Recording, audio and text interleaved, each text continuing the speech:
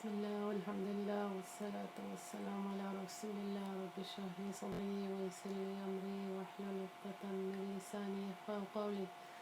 رب اشرح لي صدري ويسر لي أمري واحلل عقدة من لساني يفقهوا قولي. رب اشرح لي صدري ويسر لي أمري واحلل عقدة من لساني يفقهوا قولي. رب اشرح لي صدري ويسر لي أمري واحلل عقدة من لساني يفقهوا قولي.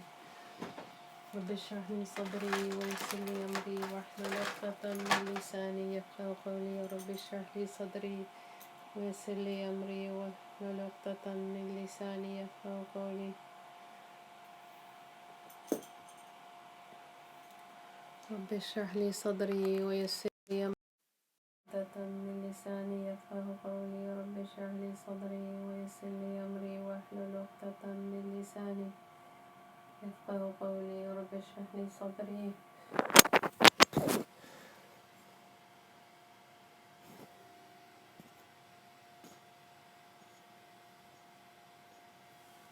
رب اشرح لي صدري ويسر لي أمري واحلل عقدة من لساني يفقهوا قولي. رب اشرح لي صدري ويسر لي أمري واحلل عقدة من لساني يفقهوا قولي. رب اشرح لي صدري ويسر لي أمري واحلل عقدة من لساني يفقهوا قولي. رب اشرح لي صدري ويسر لي أمري واحلل عقدة من لساني يفقهوا قولي. رب اشرح لي صدري ويسر لي أمري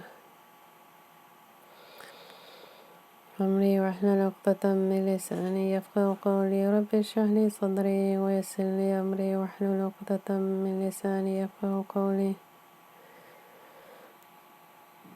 رب اشرح لي صدري ويسر لي أمري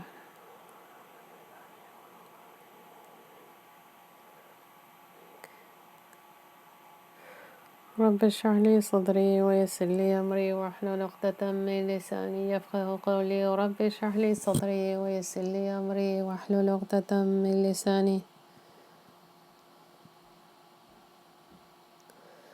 رب اشرح لي صدري ويسر لي أمري واحلل عقدة من لساني يفقهوا قولي.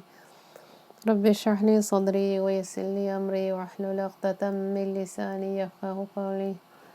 رب اشرح لي صدري ويسر لي أمري واحلل عقدة من لساني يفقهوا قولي.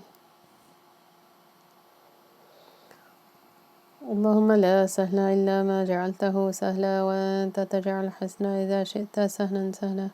اللهم لا سهل إلا ما جعلته سهلا وأنت تجعل الحزن إذا شئت سهلا سهلا.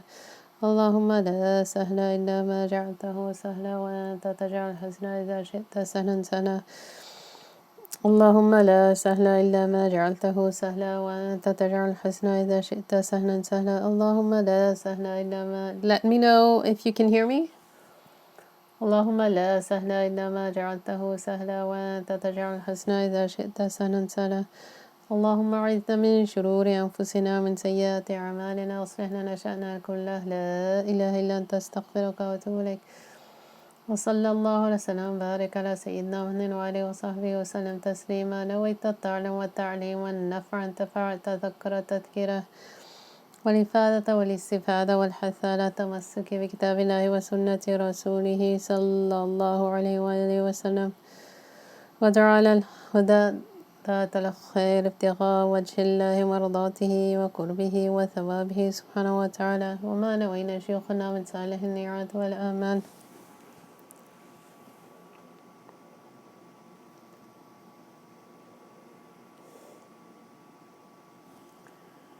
Bismillah. Let me know if you can hear me.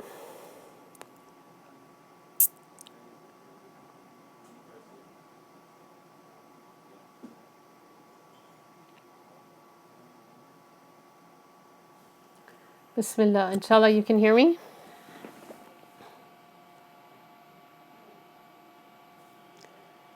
Okay, Bismillah. Bismillah.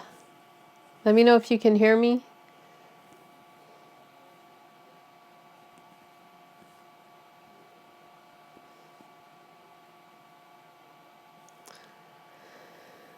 Bismillah. Bismillah. Alhamdulillah. Wassalatu wassalamu ala Rasulillah.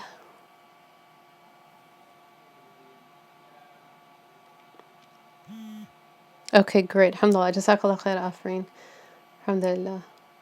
So, Jazakallah khair. I apologize. Eid Mubarak, everyone. And really happy that it's Eid. Alhamdulillah. It's such a good feeling to actually know you completed. You know, we started the month by sighting the moon, and we ended the month by sighting the moon. Alhamdulillah, I actually saw it outside my window. Alhamdulillah. Because, you know, people might say, well, why do you want to go sight the moon? I mean, you've completed the 30 days, but there's actually a dua that's from the sunnah to do. And it's, you know, it's one of the times that the dua is answered. And so I just, you know, I went, alhamdulillah, I saw it outside my window, and then I went outside to actually look at the moon, and just, you know, it's just such a beautiful feeling. Allah reward Sheikh Hamza for reviving that sunnah for us. I remember when he took us out for Ramadan to sight the moon, like it's like over now, 20 years ago, subhanAllah.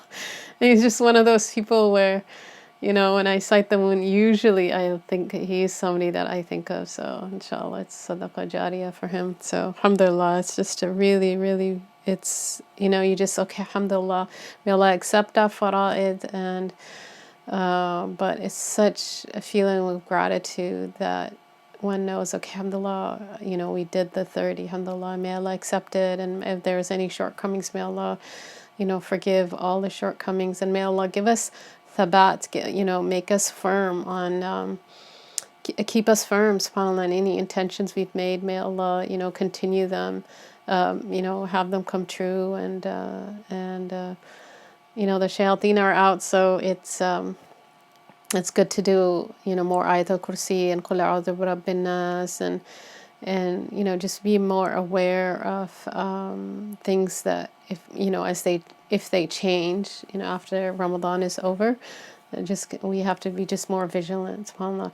And one of the reasons I wanted to do this is because we were taught a hadith that it's one of the nights that you're supposed to bring to life, meaning with, you know, remembrance of Allah. And if one does that, then the reward of that is that the heart doesn't die on the day that the hearts die, which is on the Day of Judgment. So, alhamdulillah. So it's one of the nights where, you know, traditionally I would, in the past we would try to do something, and traditionally they would do something. And I thought, there's nothing better than actually having a class. So, alhamdulillah. Okay, and the Shama'il, alhamdulillah.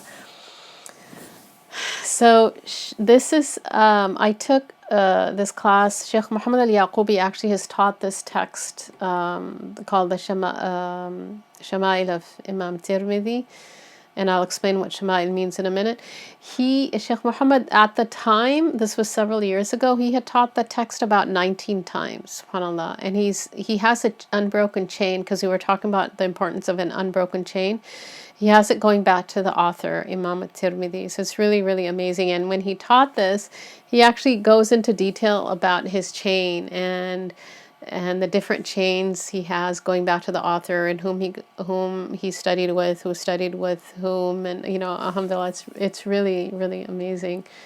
So Sheikh Muhammad, when I was in Syria, is actually finishing the Shama'il, and I felt really sad that I wasn't able to attend those classes.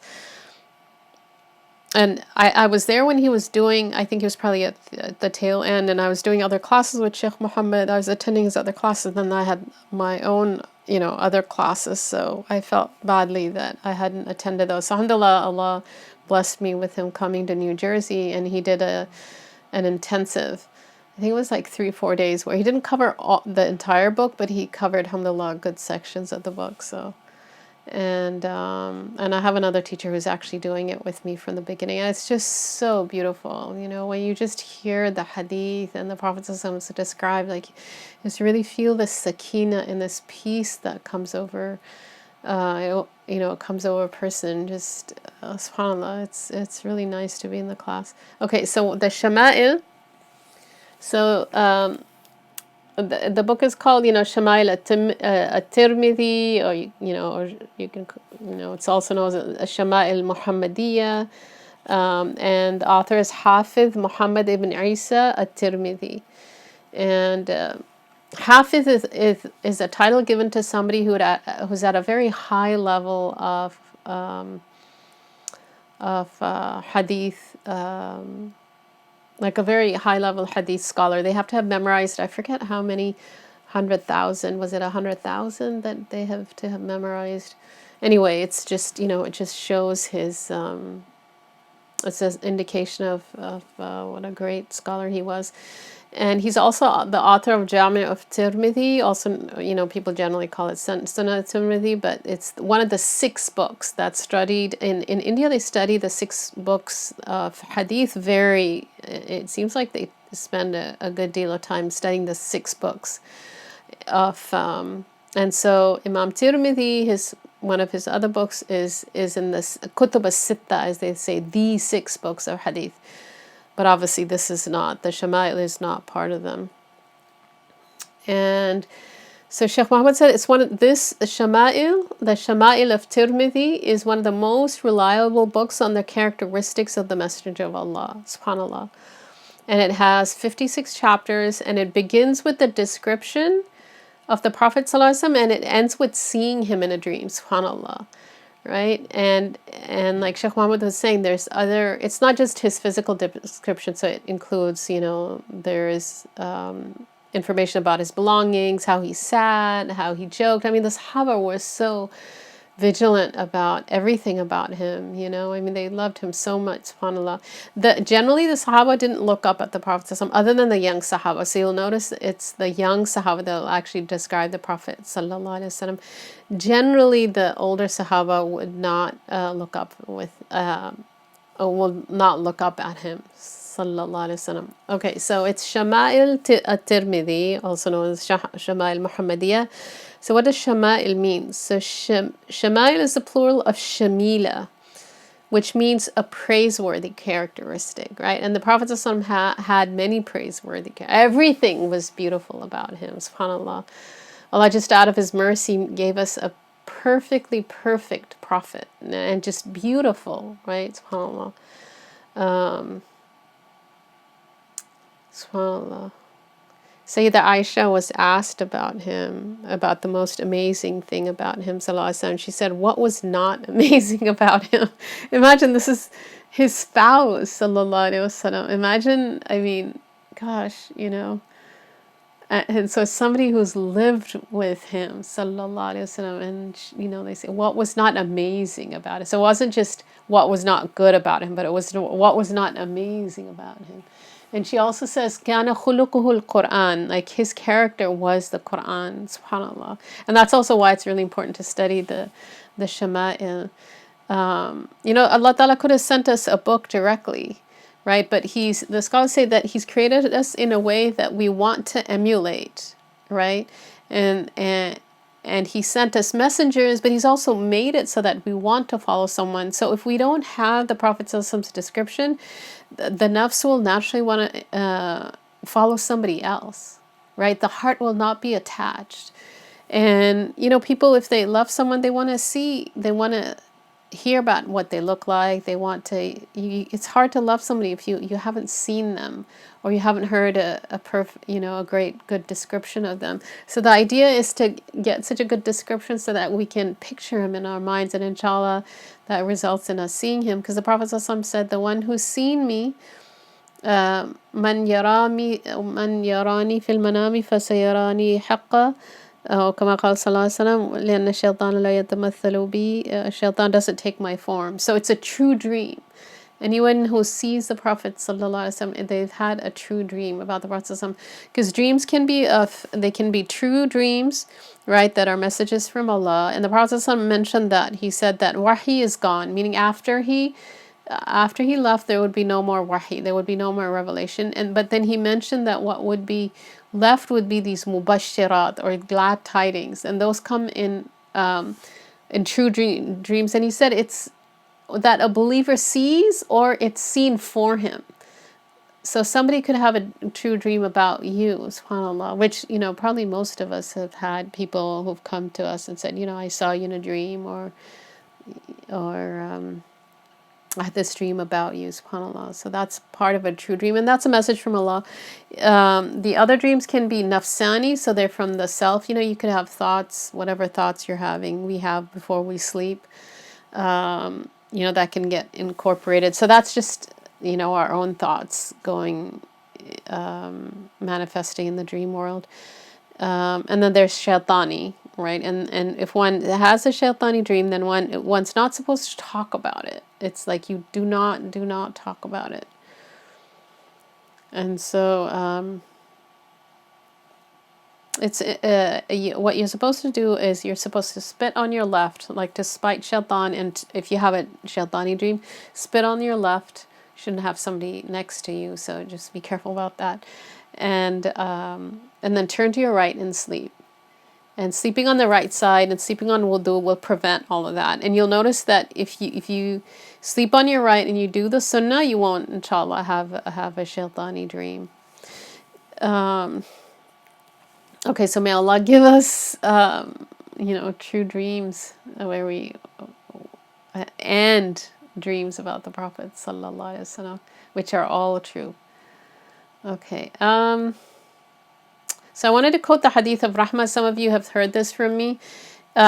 Traditionally, the scholars, and there's a lot of wisdom in this, before they would recite any hadith, they would recite the hadith of Rahmah.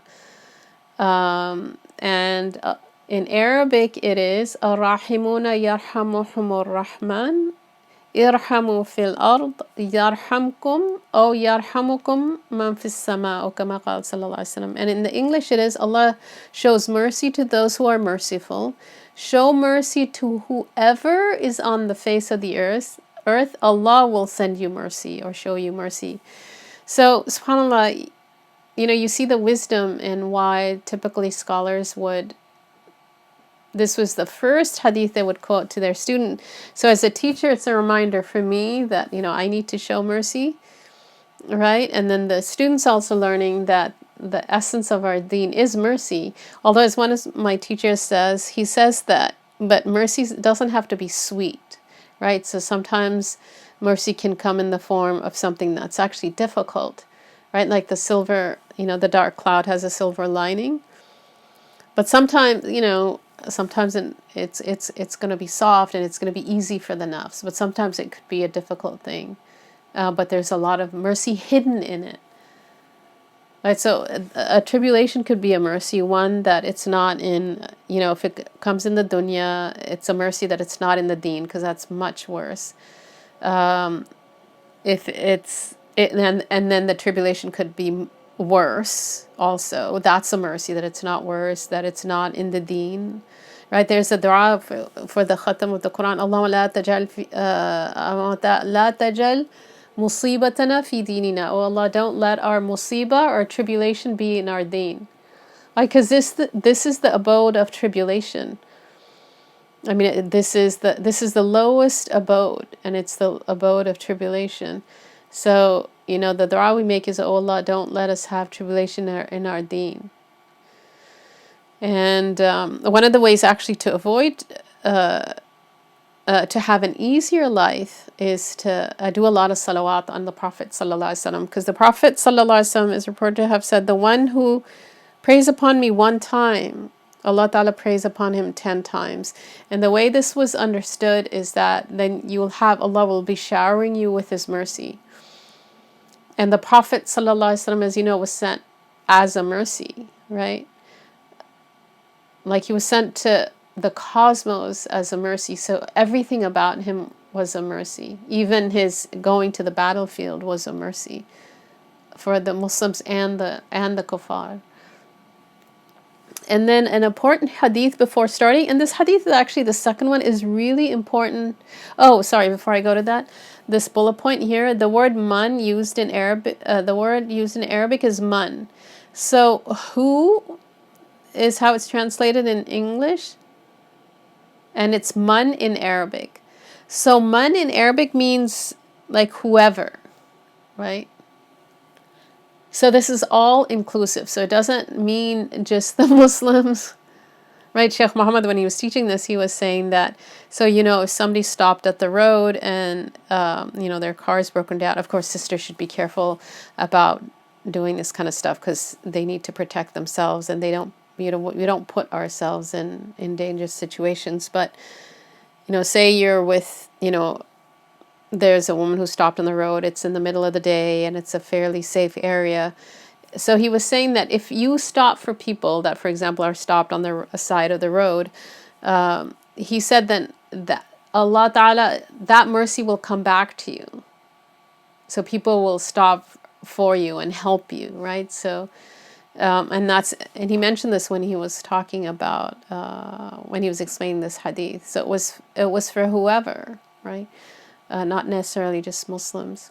Okay, and then the second hadith, an important hadith before starting, and Imam Darimi narrates it. When you hear a hadith, and this is narrated by Sayyidina Ali and Sayyidina Abdullah ibn Mas'ud, then think of that which is ahda, right? Hidayah means guidance, right? We say ihdina as-sirat al-mustaqim, right? In the Surah Al-Fatiha, ihdina as-sirat, guide us to the straight path. So we're already guided, right? We have basic guidance, but there's already room for improvement.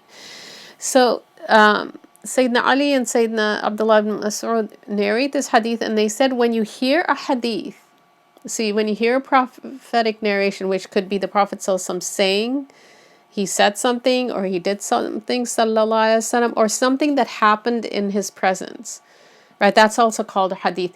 And his description are also called hadith, wasifatihi. So when you hear a hadith, so the Prophet ﷺ speech, right? His actions, his things that were done in front of him, and that, even if he didn't say anything and do anything, but things done in front of him where other people are doing stuff in front of him, that also takes the ruling of a hadith. Because, for example, if somebody did something impermissible, the Prophet ﷺ would have to correct him or her. And so the Prophet ﷺ would not be silent. So the fact that he was silent over certain things, the ulama derive rulings for that, from that. And then his description, or sifatihi, his description, is also part of hadith. So whenever you hear a hadith, they said, think of that which is most guided, right? So we don't think of a lot of times we'll bring it down to our level. But they're saying just really put it into perspective. Think of that which is, because this is a hadith about the best of creation. And really nobody can get to know the Prophet except, nobody knows the Prophet perfectly except Allah. Right? Innaka la ala khuluqin azim. Innaka la ala means it's harful isti'la, above. Khuluqin azim, you're above a great character. Innaka la ala khuluqin azim, right? Surah An-Nun. So Shaykh Muhammad was saying that the Prophet, so that here's great character, and the Prophet is beyond that, la ala, because this harf of isti'la, I'm on the chair, right? Ala kursi.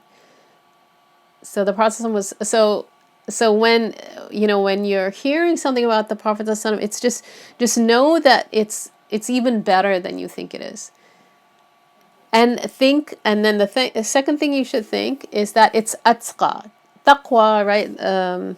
This was Ramadan is the month of taqwa. Taqwa, waqiya means to protect. Qu anfusakum wa ahlikum nara, like protect yourselves and your families from the fire.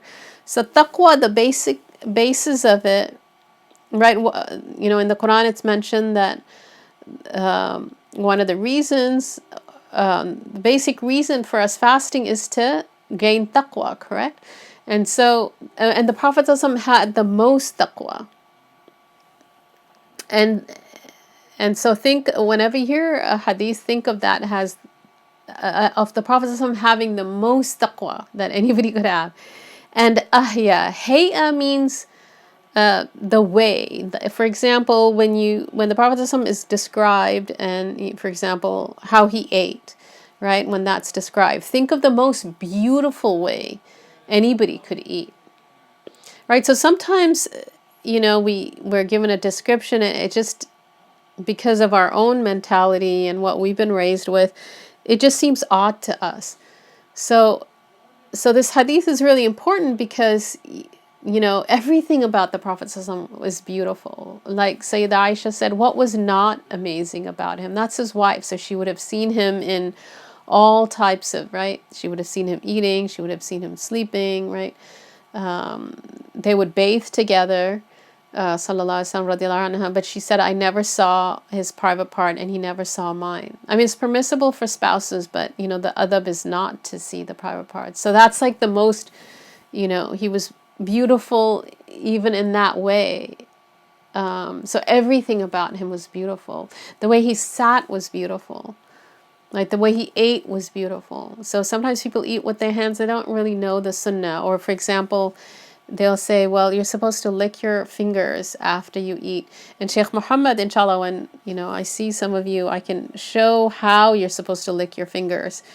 So people might do it and they'll stick their whole finger inside their mouth. And that's not, he said, that's not how it's done. And so, you know, when you hear these descriptions, if they don't seem right, then it probably means that we as teachers, we didn't understand it properly or we're not explaining it properly. So this hadith is really important. Just anytime a hadith of the Prophet ﷺ is mentioned. And Sheikh Samir al-Nas, who is one of my teachers, who actually gave us this hadith, he said it's very interesting that the people who actually, the two Sahaba that actually narrate this hadith, Sayyidina Abdullah ibn Mas'ud and Sayyidina Ali, he said if you think about them, Sayyidina Ali was with the Prophet from a very, very young age. And in fact, I mentioned in the Sunday class at MCA, I said, somebody asked Sayyidina Ali, like, how do you have so much, or somebody asked, I don't think they asked Sayyidina Ali, I think they asked one of the other Sahaba, how he had so much of the character of the Prophet ﷺ, and the answer was that he was the first to join him, from the first to join him. Sayyidah Khadija was the first Muslim, right, and he was the first boy. So he had, and Sayyidina Ali is narrating this hadith, so he would know the Prophet ﷺ very well because he lived with him. And Sayyidina Abdullah ibn Mas'ud, whom a lot of the Hanafi madhab comes from, he was so close to the Prophet ﷺ that the Prophet ﷺ had told him, anytime you hear my voice, you can enter my home. So it was like he was family. And they quote this hadith, that when you hear a hadith, then think of that which is ahda, the most guided, right? What has the most taqwa, the most God-conscious, God-fearing, Allah-fearing, and the most seemly or most handsome hay'ah, right? So this is important to keep in mind. And just ask, like if it doesn't make sense, or, you know, like the sticking the fingers in the mouth, that's not how it was, how Sheikh Muhammad showed it to us. But sometimes people will do that because they misunderstand the hadith. Okay, so on the Prophet sallallahu alaihi wasallam's description, I didn't write sallallahu alaihi wasallam, but please, if you can, at least as much as you can to say it when his name is mentioned. The Hanafis say at least once in each gathering, you have to say sallallahu alaihi wasallam. So do the bare minimum, and then inshallah, the more we do it, the better. It's also one of the ways actually to see the Prophet sallallahu alaihi wasallam and to get his character. It's like an easy way to develop his character, some of his character, and to yearn for him. So Sayyidina Abu Huraira, before I go into this description, Sayyidina Abu Huraira, who became Muslim just a few years before the Prophet passed away, and he's the most prolific narrator of hadith, and he would just follow the Prophet ﷺ around, and the Prophet ﷺ told him that if you want to be, basically told him that if you want to be with me in Jannah, then he said you should yearn for me and do a lot of salawat, and practice my sunnah. So those three things. So this is doing the salawat is the scholars will say that you'll yearn for the Prophet ﷺ the more you do it, and it's also a way to get his character. Alhamdulillah. So alhamdulillah, there's an easy way. The Prophet was sent always, it's all mercy. So there's mercy even in the way we can get some of his character. Okay, so in this book, the first section is on the outward description of the Prophet sallallahu alaihi wasallam, and the scholars say, so Sheikh Muhammad was saying that why is it that, what is some of the wisdom in Allah Ta'ala making the Prophet perfect. And also there's nobody's been described in history as well as the Prophet Sallallahu Alaihi Wasallam. He said because people, especially in this day and age now, there will always be in the Ummah people who are focused on the outward. And so subhanAllah, it's from Allah's mercy that He made the Prophet Sallallahu Alaihi Wasallam perfect. I mean, it's just so beautiful. Even when he would turn completely. We were just doing this hadith with one of my other teachers, because we just started this book again with one of my other teachers. It's just we're doing it in Arabic, and he was talking about how the Prophet ﷺ would turn if somebody called him, and he would turn with his complete body. So imagine this perfect body, and then just the way he would turn, just so graceful. And so my teacher was saying that, he said, because sometimes people will turn with their head if somebody calls them, and he said that's arrogant. SubhanAllah, and astaghfirullah, Allah forgive us for when we do that. We should try as much as we can to just, when we turn with our body. And certainly to speak to somebody and not turn one's head at all, that's the height of rudeness. But even just turning the head is rude. It's a form of arrogance, he said. So, okay, so outward description. So the body of the Prophet ﷺ has been described from top to toe, from head to toe, with the exception of the area between the navel and the knees, because this is the area that even between between females, one would need it covered, right? And between men, right? So women, Muslim women would cover this area when they're together alone, right? At least, right? That's the bare minimum. But if somebody's more modest and they want to cover more, it's praiseworthy. Certainly, it's very praiseworthy. And men, when they're alone, so brothers, when they're alone, they would cover the area between the navel and the knees. And then you're going to get into different opinions about between the Sunni schools about are the navel and the knees included or not. Okay, so the Prophet Sallallahu Alaihi Wasallam was not excessively tall, nor very short, right? But they say Sallallahu Alaihi Wasallam, he was inclined towards tallness, right? So he was not towards the short end, but towards tallest. But they say, subhanAllah, one of the miracles was that he was never with anyone except he appeared taller, subhanAllah, and just however that was, he just appeared taller with anybody that he was. And you'll see a lot of the Ummah, a lot of things about the Prophet ﷺ that they were right in the middle, and this deen is perfectly balanced. And so anytime you're feeling off balance, something's wrong, right? Something's wrong. Either you're doing too much or you're not doing enough, or there's something. That's why it's really important to actually study the deen with teachers. One, that's how it was always done. For example, this book is taken from, there's Sheikh Muhammad went over his chain of teachers that he studied it with. So, subhanAllah. So his miracle was his stature, that he appeared taller than anybody else he was with. And his skin was white, but there was a touch of pink in it. So Azhar, Azhar are, it's the color of flowers, right? And most of the narrations, meaning the hadith narrations that describe the Prophet ﷺ's skin, Sheikh Muhammad mentioned that they say that his skin color was Azhar. So it's not the pasty white.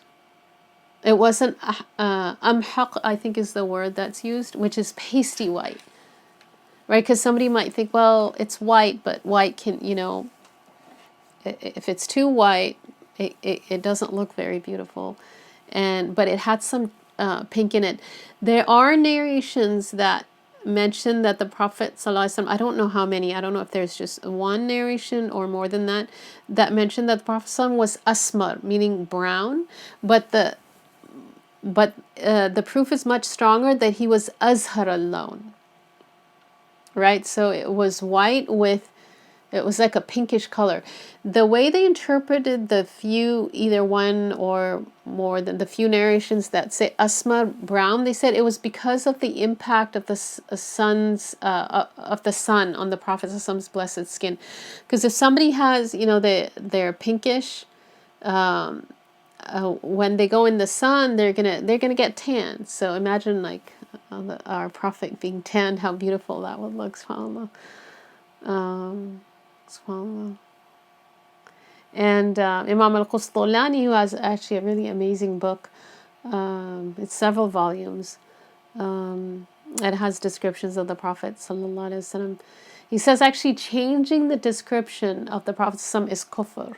This is really interesting, because sometimes people will take certain things from the description, like from this book, and because it just makes them feel better, and they'll actually change it. And he said that's actually disbelief.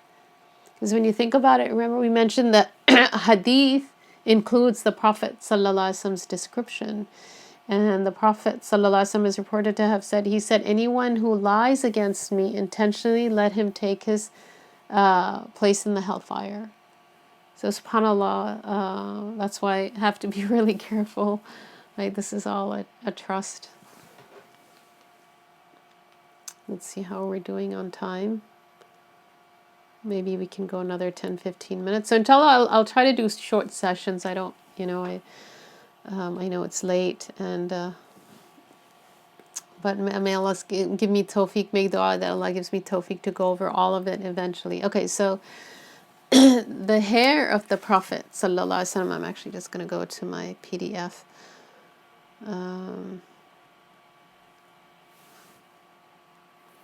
And you'll notice it's just perfectly balanced. It was not curly, nor was it completely straight. But it was straight, but there was a natural wave at the end.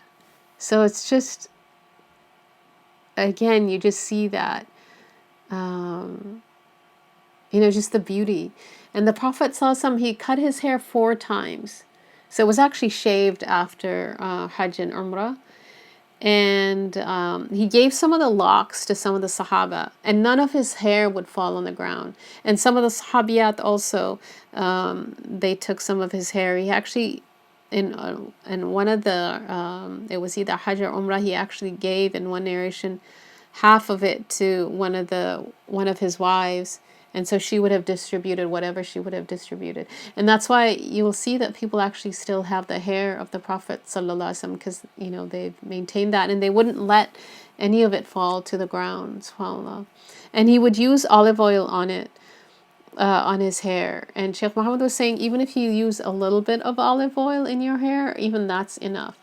And there's hadith, they're mentioned later on about the Prophet ﷺ talking about what a blessed tree that is, the olive tree. So I know sometimes there's a sort of modern trend of not using olive oil as much, but I actually just use, once I studied this, because we grew up with probably using coconut oil a little bit more on our hair, but once I started these classes, it's just, alhamdulillah, I've been doing olive oil on my skin, and because it's not just with, you're supposed to use it for cooking, and I had thought that it wasn't, I used to use it, and then I thought it wasn't good for cooking, and then I went back to using it even for cooking. So couldn't find strong enough proof. And of course, whatever the Prophet ﷺ says is above any scientific theory. So generally what I will use is olive oil. And inshallah we'll come to that section where we talk more about the food. And they say the Prophet ﷺ would actually have like a cloth that he would put on his head, and because he would use a lot of olive oil. And so he would put a cloth, and he would have a cloth on his head, and then he would put his turban over it. SubhanAllah. And he did not part his blessed hair in Mecca, but did in Medina, and it was a middle parting. Look at how closely they describe the Prophet ﷺ. And the last of his practice, Imam Nawawi says, was to part his hair. SubhanAllah. And they say it naturally would part, apparently, like would naturally part, a middle parting. That's how I understood it. Now, some of the, look at how great these sultans were, that they gave some of the scholars in Damascus some of the hairs of the Prophet ﷺ. So you'll have that in the family, SubhanAllah. That they really revered that, even if they were, sultans and in political power. Okay, so I'll just do the hairs and then maybe we can stop. So the Prophet ﷺ had, some of his hair had grayed. So he had black hair and it had grayed, and it grayed overnight. SubhanAllah. And Sayyidina Abu Bakr, who was a little over 2 years younger than the Prophet ﷺ. I'm sorry, I'm just going to drink some water.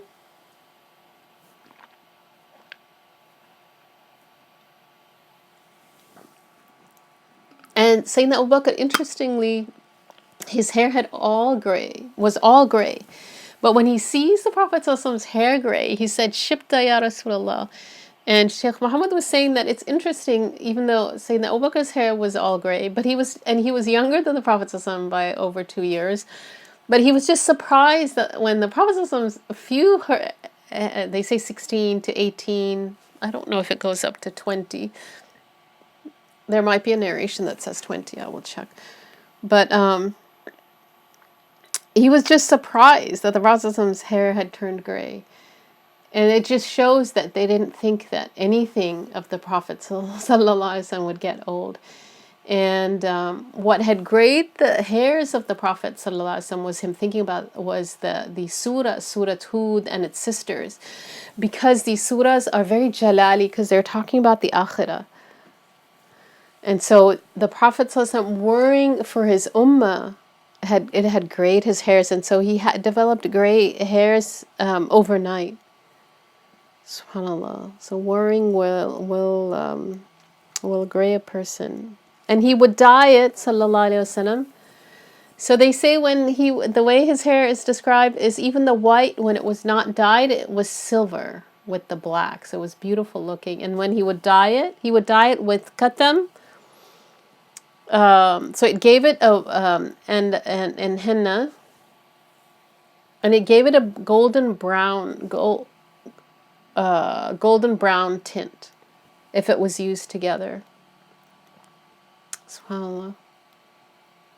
So imagine, like, it looked beautiful silver, and then it looked beautiful when it was dyed as well.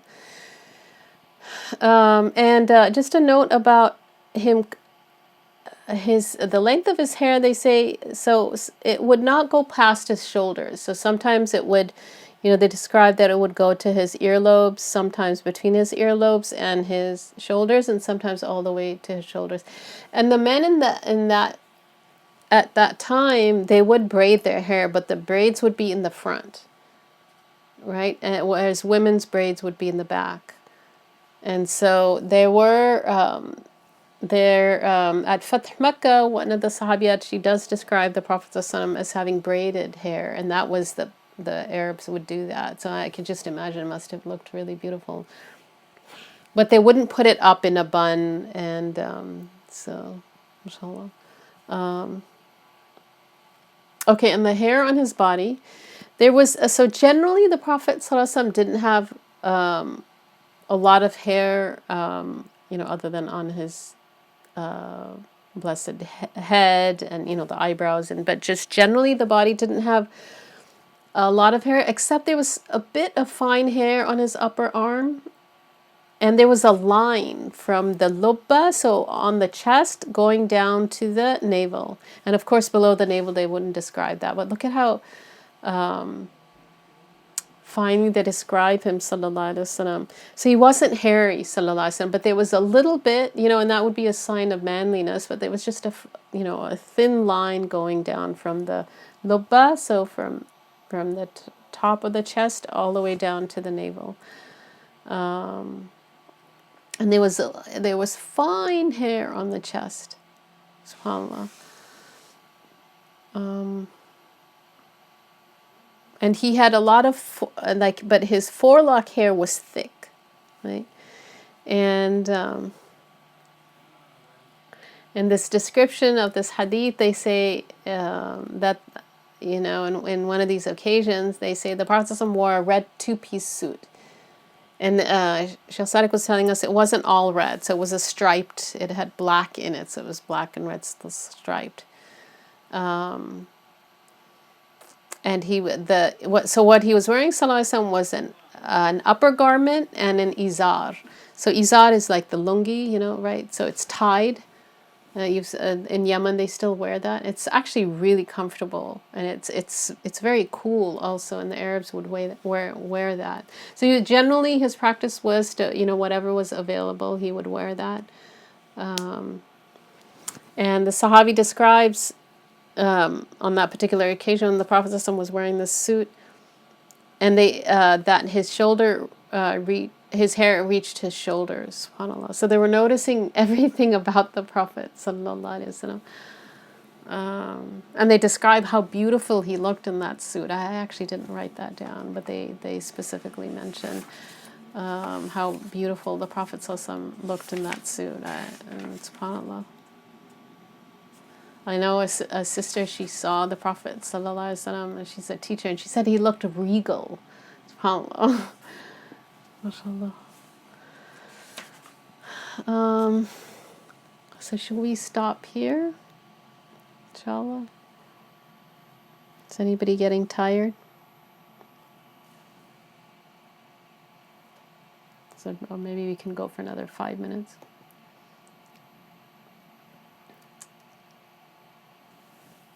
So Sayyida Aisha, who again is one of his wives, radiallahu anha, she said, just talking about she quoted, you know, they would quote poetry when they felt strongly about something.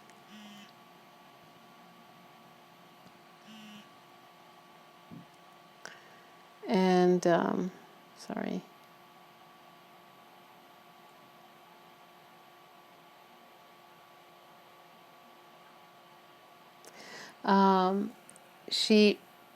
She said, if the friends of Zulaykha could see the blessed face of Rasulullah, they would cut their hearts instead of their hands, subhanAllah. And Zulaykha was she's mentioned in the Quran, right? And this is in Surah Yusuf. And when they saw, you know, she gave her friends a knife and I don't know what else they had in their hand, but instead of cutting the whatever else they had in their hand that they were supposed to cut, when Sayyidina Yusuf alayhi salam, when he walked into the room, they actually cut their fingers. And Sayyida Aisha says that if they had if they could see the blessed face of the Prophet ﷺ, they would actually cut their hearts out. And so the scholar said, why didn't the Prophet ﷺ actually cut out his, why didn't the Sahaba actually cut out their hearts? SubhanAllah, because the Prophet ﷺ had all of beauty. Because the hadith mentions that Sayyidina Yusuf was given half of beauty. Utiya shatrul jamal. And the scholars derived from different hadith that the Prophet was actually given all of beauty, and Sayyidina Yusuf was given half of it. So why didn't people react the way they did to Sayyidina Yusuf? And they say that the Prophet had Allah Ta'ala, you know, and this is a mercy too, that the Prophet had this augustness about him, this heba, this augustness to where people would feel this awe. And that was kind of a way so that they wouldn't cut their hearts out, right? In fact, I was mentioning the other day in one of our classes that sometimes people would walk upon him and they would just start trembling. There's a woman who started actually shaking, a Sahabiya, and one of the Sahaba felt sorry for her. And the Prophet, you know, calmed her down. And in one instant, he mentioned that I am, you know, the son of someone who ate dried meat, because it was a sign of somebody who came from humble background, a humble background, and he was just trying to make her feel better. SubhanAllah. Okay, hands and feet. Okay, the hands and the feet of the Prophet were large, and this is a good quality in a man, right? So it shows strength. So the Prophet had the strength of 30 or 40 men, right? There's that story of Rokana, who was a wrestler, and he was actually from the Hashmi tribe. So he was from the tribe of the prophets, from the clan of the Prophet sallallahu alaihi wasallam.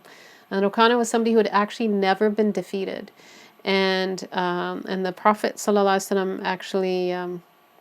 One day he went out to use the restroom, and he would, by nature, he would go out somewhere far away, and he ended up walking into the area where Rukana was herding his animals, and Rukana said to him, if it wasn't for our relationship, I would really, Rukana basically threatens him because Rukana was really upset that the Prophet was spreading the deen, and so they actually wrestle, and Rukana says, if you wrestle with me, I'll give you the best 30 animals you want, and the Prophet wasn't wrestling for that, and the Prophet wrestled him. It was, if I remember correctly, 3 times, and he actually he won all 3 times. And Rokana was an undefeated wrestler on the peninsula, and they say that he was so strong that they would have Rokana stand on a piece of leather, and people would actually pull the leather and try to pull it from under his feet, and the leather would rip. What Rokana wouldn't move. And the Prophet was able to defeat him. And he did it, and Rukana said, take the 30 of my animals. And the Prophet said, no, I didn't fight for that. And he called him to Islam.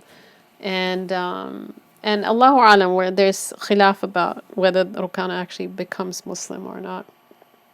He does say that in one narration, Rukana says, call that tree. So here's another miracle. And the Prophet tells him that, if I call that tree, just know that, there's Allah is witnessing this, and that's, the more blessings one gets, right? It could be written against the person. And so, he kind of warns him about that. And Rukana insists that he wants the tree called, and so the Prophet calls the tree, and so now he has a miracle happening in front of him, right? So that's more proof against him. So Allahu Alam on whether he becomes Muslim or not. But that was Rukana. So the Prophet had large hands and feet, and that's a good quality in a man. And his blessed head was large too, and that's a sign of intelligence. And the heads of the bones were prominent, right? So like where the elbows meet, where the wrists meet, right? Where the wrist and the ulnar bone? I forget my physiology, my anatomy now. So where the forearm and the wrist meet, those would be prominent. So it's beautiful. MashaAllah, that's beautiful in a man. MashaAllah. So, alhamdulillah. Okay, inshallah, maybe we should stop here. It's 11:45. Any questions?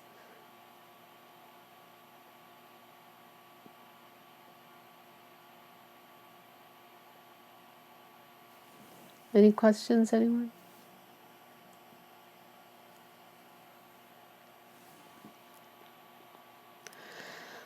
جزا الله عنا سيدنا محمد صلى الله عليه وسلم ما هو أهله جزا الله عنا سيدنا محمد صلى الله عليه وسلم ما هو أهله جزا الله عنا سيدنا محمد صلى الله عليه وسلم ما هو أهله سبحان ربك رب العزة عما يصفون والسلام على المرسلين والحمد لله رب العالمين. So I just wanted to mention, those of you who haven't taken a class with me before, one of the du'as I do at the end is جزا الله عنا سيدنا محمد Sayyidina Muhammadan sallallahu alayhi wa sallam ma hu ahlu. And so it means, like we say, Jazakallahu khairan. So Jazallahu anna Sayyidina Muhammadan ma hu ahluhu. So what we're saying is, oh Allah, thank the Prophet sallallahu alayhi wa sallam. So, give him a reward for this. So what we've done, this is all from him. So what kind of reward? Ma hu ahluhu. Whatever he's worthy of. Because, Ya Allah, you know what he's worthy of. So give him the reward that he's worthy of. And this dua is mentioned in some of the prayer books.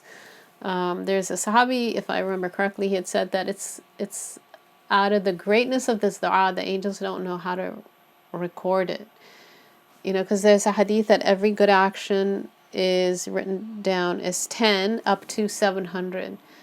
But then there's certain actions, right, that they are so great that I guess that's the reason that the angels don't really know how to record it. Does it get written as 700? Does it get written as more? So, and it's a way of, there's a hadith that the one who didn't thank people, they didn't thank Allah. So Jazakallahu Sayyidina sallallahu alayhi wa sallam. It's a way of thanking Allah. So Jazakallah khairan for attending, and Eid Mubarak, and just happy to be doing this on Eid. And inshallah we can, if this maybe a little bit earlier, maybe we can do this, can continue to do this like in the evenings. If anybody has better times that they would like to do it, but I think most people are home in the evenings. We can sort of have nightly Shamail sessions, and maybe somebody will have a good dream. It's something good to sleep on, is the description of the Prophet sallallahu alaihi wasallam. So may you all have very good dreams. Sister Ustada Shamira sent me the hadith. SubhanAllah. She said, "Man ahya laylat al-Eid lam yamut laylata."